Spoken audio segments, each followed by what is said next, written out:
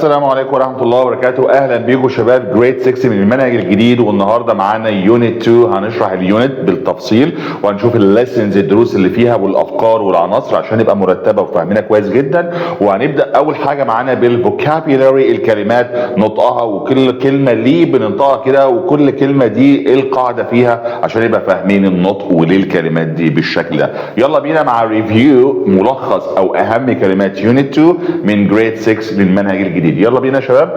معانا اول كلمه هنا كلمه natural fertilizer.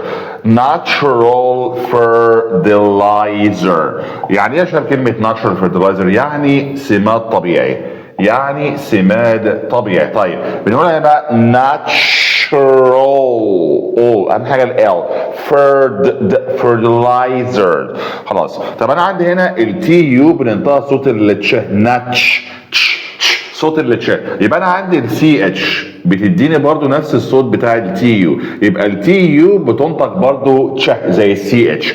فانا عشان كده قلتها ناتش، natural الار natural فر الار برضو لسان ورا فر ليه نطقت هنا بقى يا شباب التي كانها ده؟ في الامريكان اكسن التي يا شباب لو وقعت ما بين تو فاولز بتنطق ده.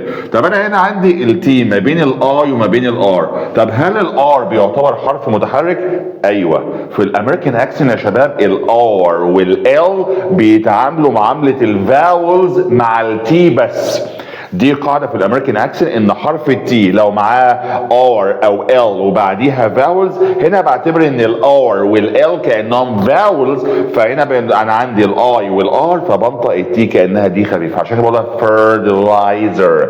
خلاص كده يا شباب. يبقى هنا ليه نطقت التي كانها ده رغم ان القاعده بتقول ان هم تو فاولز بس؟ طب انا هنا ليه اعتبرت الار فاول؟ لان الار والال فاول بشرط يكون مع التي بس ويكون بينهم ايه فاول. خلاص كده، عشان كده قلتها fertilizer. natural fertilizer اسمده طبيعيه. weeds هنا طبعا عندي الدبل فاولز بننطق اللون ساوند اللي هو الاي. طيب hibiscus، hibiscus اللي هو الكركديه او العناب كده hibiscus. عندي بقى يا شباب هنا السي نطقتها كانها ك واي. انا عندي السي ليه صوتين بنطقه يا اما س او ك. طب انا امتى بنطق السي بصوت الس؟ بنطق السي بصوت الس لو بعديها اي او اي او واي.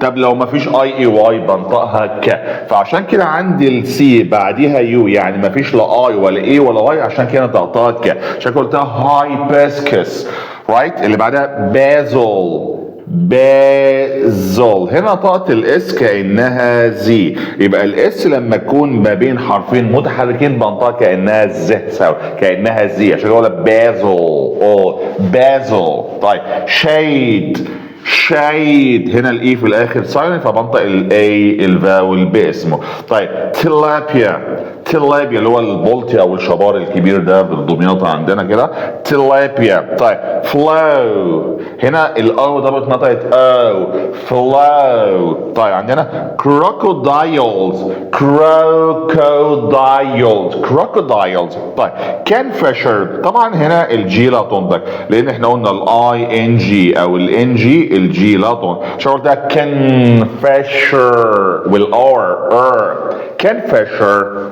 بعد كده هيرن، الاو ان بقى في اخر الكلمه بننطقها ان، هيرن مش هيرون. الاو ان في اخر الكلمه بتنطق ان زي لاين زي ليمون، اي حاجه اخرها او ان بننطقها ان.